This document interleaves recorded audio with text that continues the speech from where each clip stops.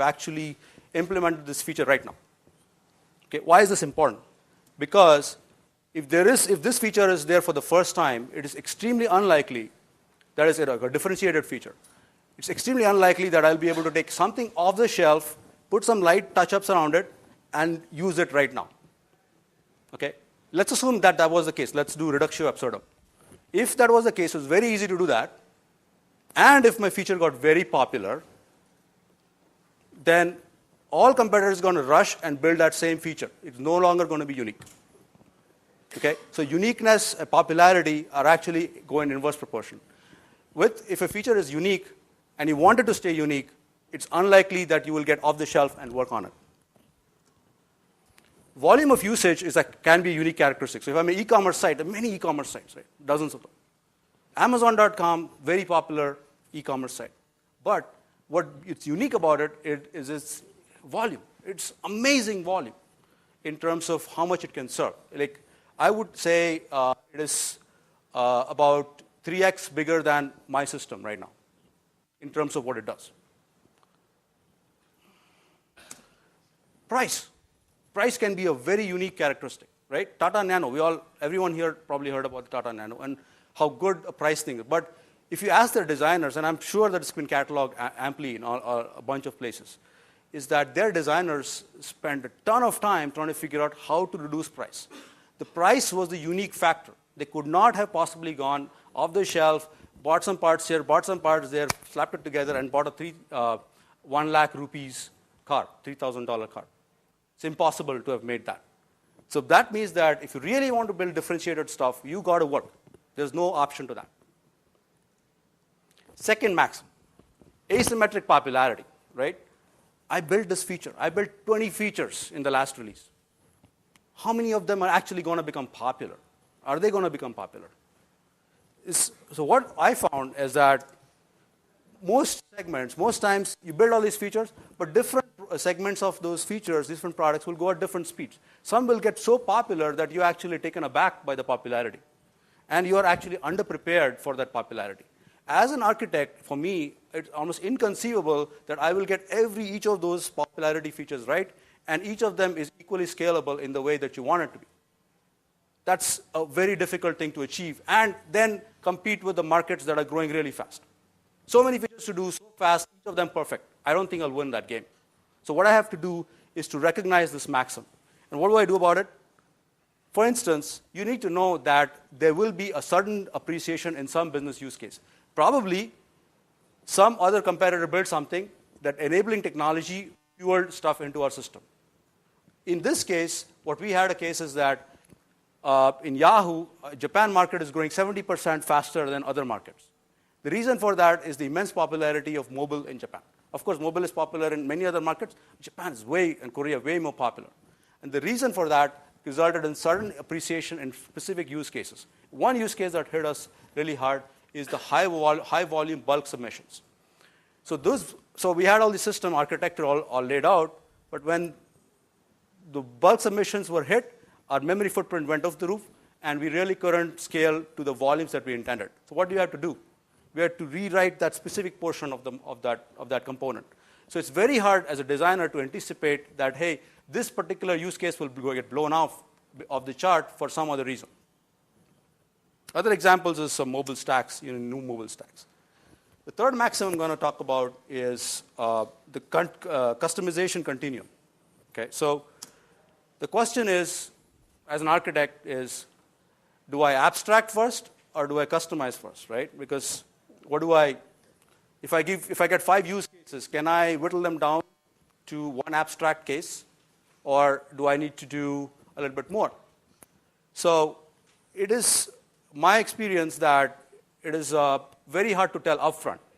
In the end, abstract to custom will follow some distribution of 80-20 rule. But a priori, it's not possible for me to tell which part is going to be custom and which part not. Until I actually run this, I build a few customs, and I find that, hey, I actually need to consolidate some of these customs into an abstract layer. So the way you go about doing it is you consider the customize to abstract customize indefinitely. Yahoo actually has got 18 different databases, okay, within our systems. And you say, what is the differences between, if I take the abstractions, there are only 3 different abstractions among them. But at the time the database was written, each database is actually different from the other databases. These are some names, is internal Yahoo names. Need don't worry about it. Sherpa is probably commonly heard in literature, the recent one, which is and Hadoop-related technologies. But point is that when the database designer wrote that code, it's not possible for him to have figured out all the abstractions and then incorporated that into the platform technology that was already there. So the way you go about doing it is you customize wherever rate of change is high. So we are in the web world. We find the rate of change is incredibly higher than what we would like it to be sometimes. But what we do is basically go customize it. When the rate of change slows down, you go and abstract it. Okay, so this maxim probably will resonate with a lot of guys, IT department, funding, and all of that stuff. Do I build or do I buy, right? I mean, as a coder, I would like to build it. It'll take me a long time, so probably I won't build it. And then, all this management arguments about building or buying. So the claim is that the cost of a good technology or the availability of alternate technologies is only low, and is cost effective only if after a feature gets popular. So if you have to build a differentiated feature, until it gets popular, you're not going to find a lot of alternate technologies. It's similar to Maxim 1, but look about when you can actually flip from a situation of building custom to actually using standard. That's the one a lot of other topics here are focused on. So the way we go about doing it is we take a standard base, like a pizza base, and you apply toppings on it. Okay, that's concept. So when you take a topping, each topping is custom. But each topping is a custom data structure, a custom algorithm that has been written to the specific use case that you really need to have. The next sub-application there is, if you're unique, you build it first. So this is the earlier maxim that we talked about. But after it gets popular, there's a good chance that you will get alternate implementations out in the market, sometimes even superior to your own. So at that time, you actually consider replacing that software with your own, that new software, and replace your own with it. Before that, you'll have to abstract it in a way that that new software can be imported and applied. Okay, so half-life is a radioactive term at which the effectiveness of the strength of the original concentration has fallen by half. So everyone heard the term half-life from radioactivity? So if you had concentration 100, when it becomes 50 over time, that's when half-life. This is where actually the utility of your software has fallen to half. This is the time when your software that you code, that you wrote, and you're going to upgrade, you're going to ask people to use it, you got alternate implementations out in the market because feature is popular. You now consider taking that implementation and putting it on your own. In fact, you go back a step further on it and say, in order for me to achieve that faster, get best of breed implementations competing with my own, I will actually go and open my own technology up. Okay, so Google Chrome is a very good illustration of it, right? They had some custom logic, and they would want the cost of that implementation to reduce dramatically. The way to go about doing it is you open it up. And when you do that, the feature becomes more popular, and you will get good alternate implementations. In this case, implementations are embedded right into Chrome. Yahoo also does the same thing. Our contribution to Apache Hadoop, similar concept. We've just open sourced, I think, a few months back, Yahoo Traffic Server, which is our implementation of our edge caching service. The same reason. The reason is so that reduce the cost of our own service, so not only us, but others can also use that. Okay, this maxim, I think, will be non-negotiables. Okay, so all this stuff is about what are the trade-offs and all this stuff. But here is a case where you actually will not tolerate trade-offs.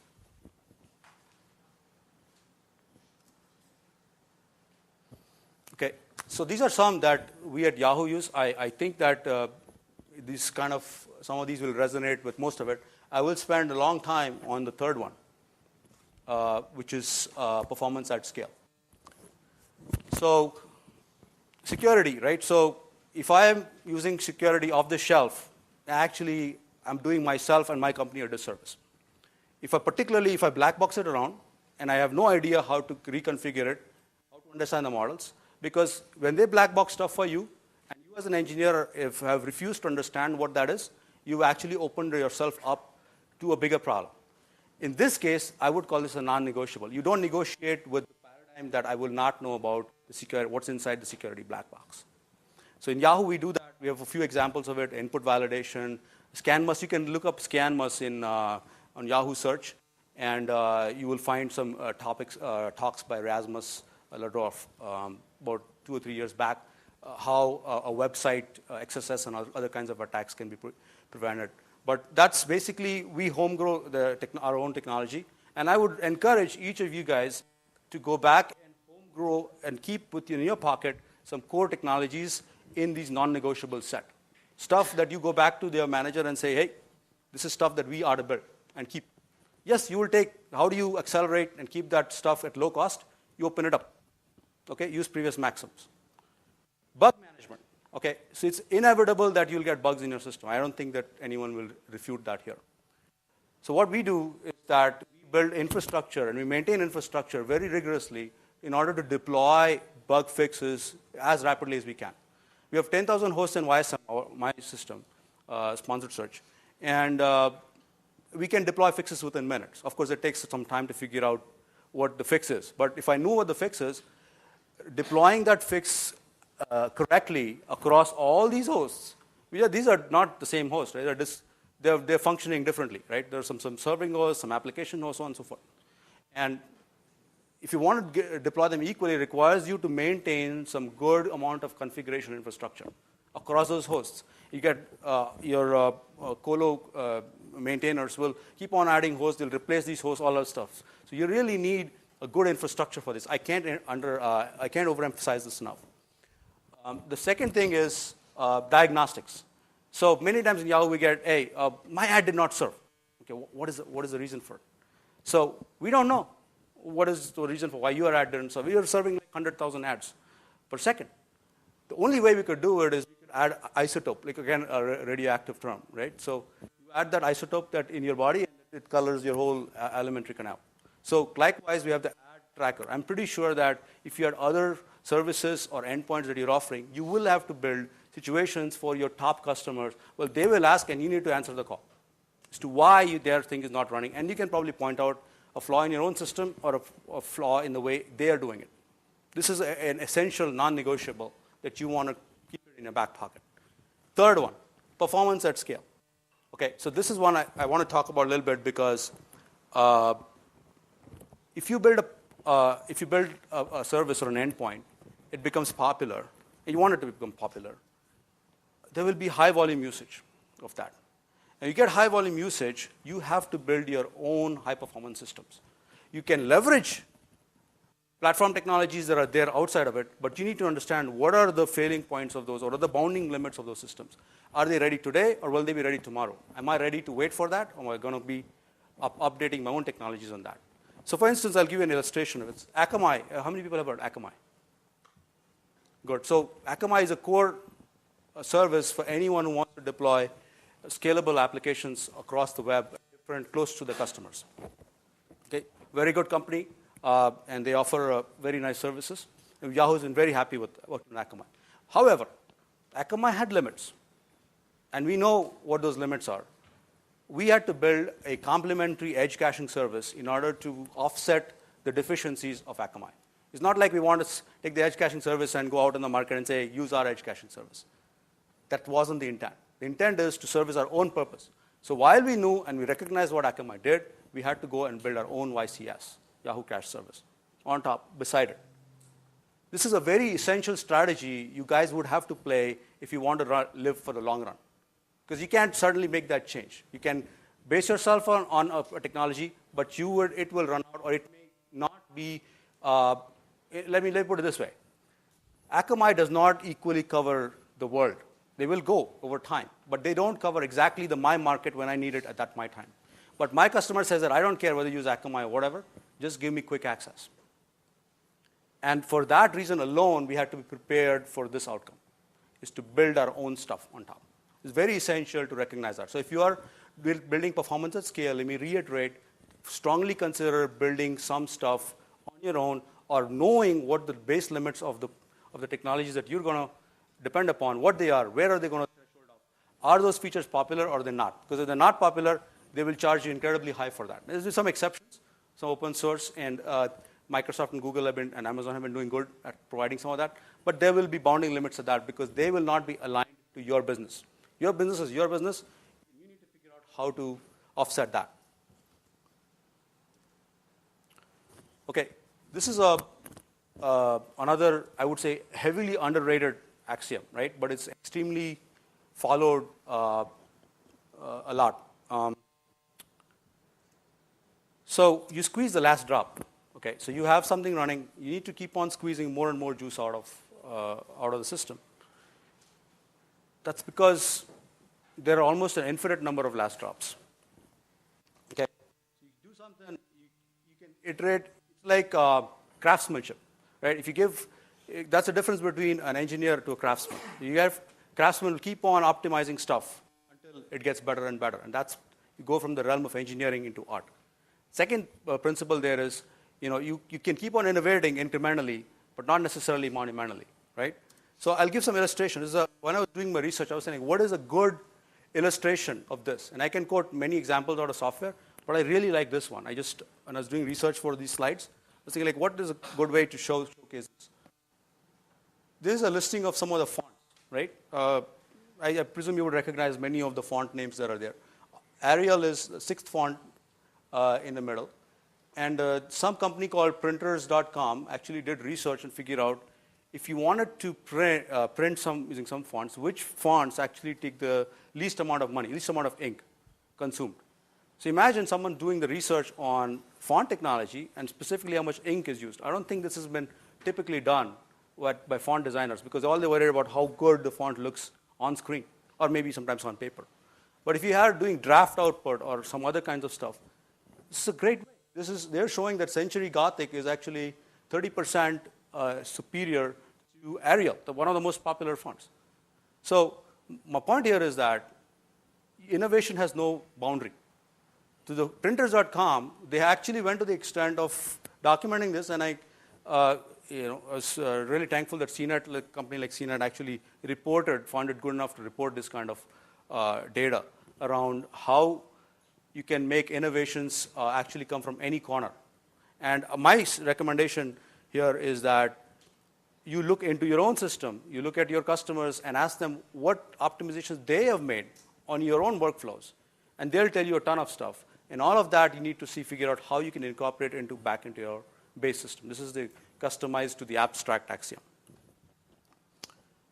So rolling off of this axiom, pretty much, I don't know, how many people use Apache as their web service? Okay, so a small fraction actually, unexpectedly small. But Apache code base has been utilized by Yahoo in its Why Apache, and we take that code and supply back into the Apache community.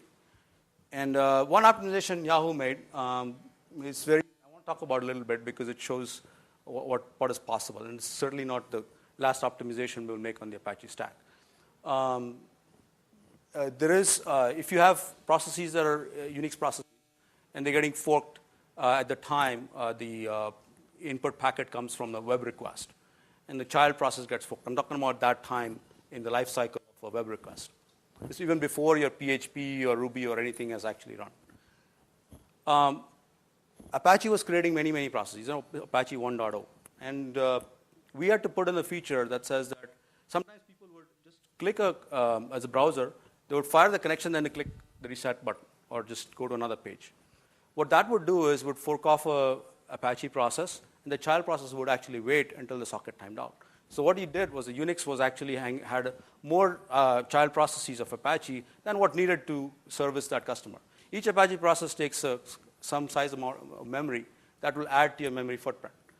What we had to do is to put a specific check within the socket lifecycle that waited for whether the HTTP portion of the packet had been constructed before the Apache process had actually gone in and got constructed. Just that single optimization saved us 20 to 30% of space. But it was necessary. And we could not have necessarily found it unless you actually gone and tried it and found that actually people have problems, and that problem being a problem to us. Unless you hit that problem, you're not going to solve it. Another one is shim proxy, which is the core message piping, messaging framework and architecture within Yahoo. And there we had the same kind of problems where with select multiplexing. And with select call, you actually end up having a lot of you have a lot of endpoints, and you need to be able to manage each of them effectively. So we put a shared memory abstraction as an I/O endpoint, and that to eliminate TCP connection, excessive TCP connection endpoints from when you're having a single process to when one computer talking to another computer. So this is another illustration of squeezing the last drop. So each of these things tells you a long story. If you summarize them back internally, think about, is your feature popular? Think about whether it's popular equally or is portions of it not popular. Think about, is it the popularity allowing you to have low-cost solutions? Think about, are you customizing or you're abstracting? Then the non-negotiables, and don't challenge them at all. And then finally, you keep on optimizing what you got. This is the life cycle of how to maintain and continue to maintain a healthy running system. That's it.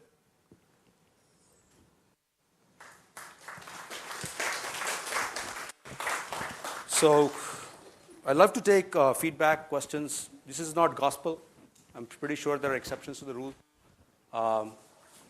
So we got 10 minutes, and I would like to answer any questions here or do some consultation, advice, commentary. About half-life, you saying you wait until the utility of the software goes to half-life before you consider replacing, or what is the limit to half-life?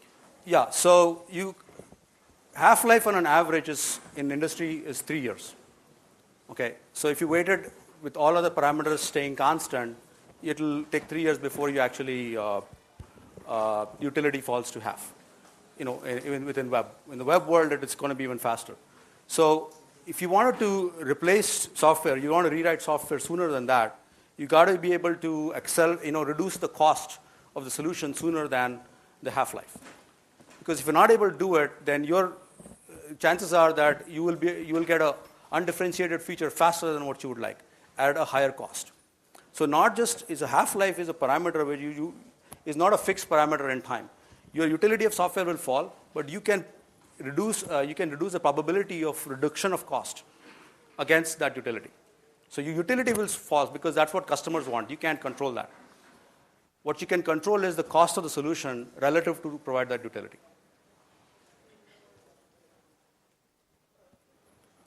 You didn't touch upon about the patents and how they would actually further launch. How do patents help? I think the subject of patents is a more economic discussion for many other reasons than just reduction of cost of software. Because it actually works at a company level, at organizational level, big levels. And some companies will tell you that, including Yahoo, that we build patents to protect us from other patents, okay, which will be counter patents by other companies. And they will hold that, and we've dealt patent trades and all that stuff. So it's a very advanced topic, I think. There are lots of gives and takes with it, and it's a company philosophy. This goes outside the realm, I would think, of engineering and engineering management. So from a longevity perspective, does it have any bearing or it doesn't? Actually, the only thing that will bear on your longevity is the popularity of your system. Patent you can keep it in the back, hope that one of them clicks and you can utilize it. But there are dozens of patents that we will file, and they're not even useful to anyone.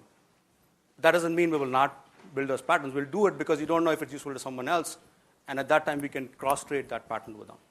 So for that reason, which doesn't help me improve the longevity of my software. Any other questions or comments? So you talked about these non-negotiable areas where some components are being used, some of the base components developed by maybe open source are used, and then you're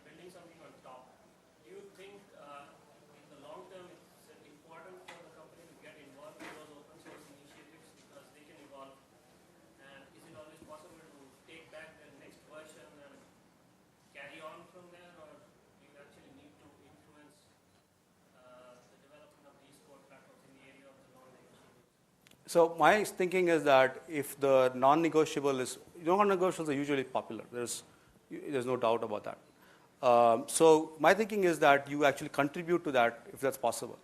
But many times what will happen is that the acceptance process, that depends on the community and how vibrant that open source community is. They will not necessarily be receptive to all the ideas that you give. Okay, that will be your friction point. There's a latency between what you produce versus when it's accepted and drawn into the system. If there are other healthier communities like Linux and other stuff, they will take stuff, if you're respected enough, they'll take your stuff and put it in. So you basically need to determine which case you're taking. But if that community is vibrant and the chances are that their solution tomorrow is superior to your solution tomorrow, then you should actually do the first of it, which is to contribute in their system and take their system the next day. That's the way you would want it. But if it's slower and you are the primary dominant contributor there, and at the same time there's a lot of friction between what you produce and what actually goes out, then you want to do. So what we do is actually do the same thing. We keep on forking and then what's it called, customize, and then take it back. So there's a cost to doing that, but what it does at every instant of time, you get the best of breed. So I really found your examples and maxims very well, really well appreciated. Thank you. In your example, in your experience, have you ever found an example where two maxims pull you on the opposite direction?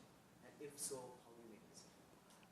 So I think, that happens a lot of times, and you would frequently, there's none of these which will say that it will stand the test of time every single time, every instant. And you will actually sometimes make local decisions which are antithetical to the maxim at hand.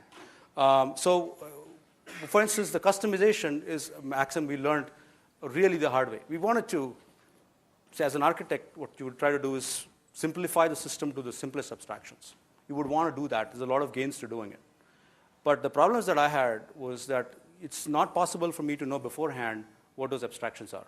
So we would argue at length and say, so what are the 10 ways in which, just making it up, of representing user attributes. So you can say, hey, demographics is like age and sex.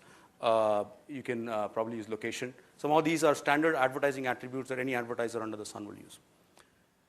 If you wanted to abstract that, we could do it.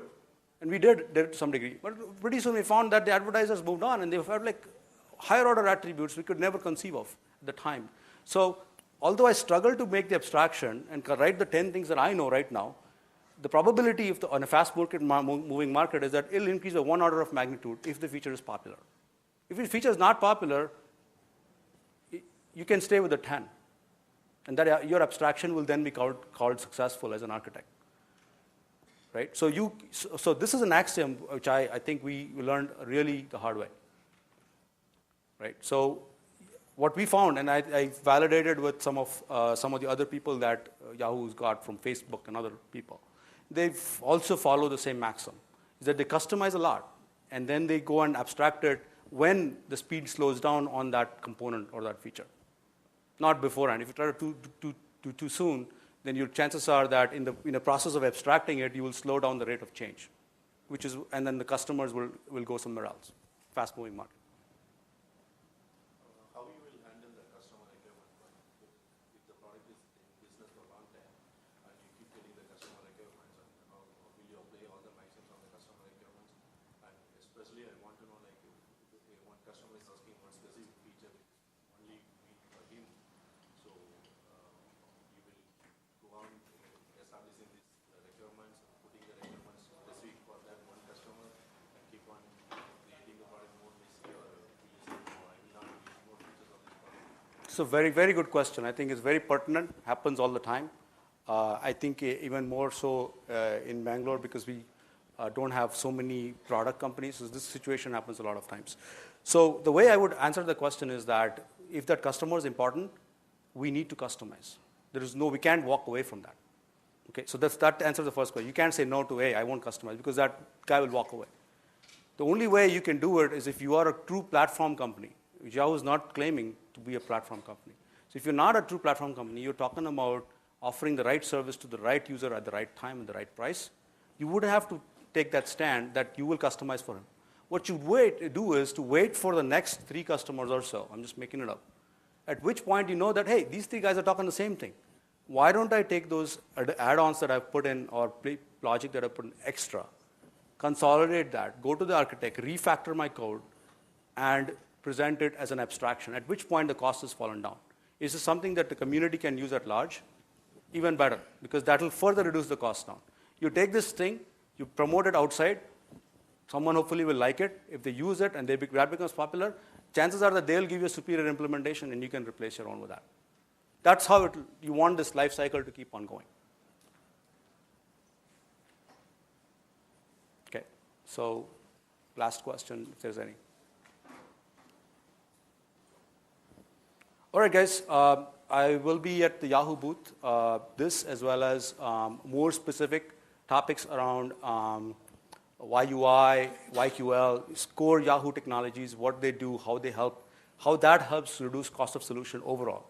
Not necessarily in this space, but overall as a platform. So if we have got some demos going around, nice ones, I'd encourage you to go over there to the booth and check out. If you have commentary around what I talked about, be glad to talk about it over there.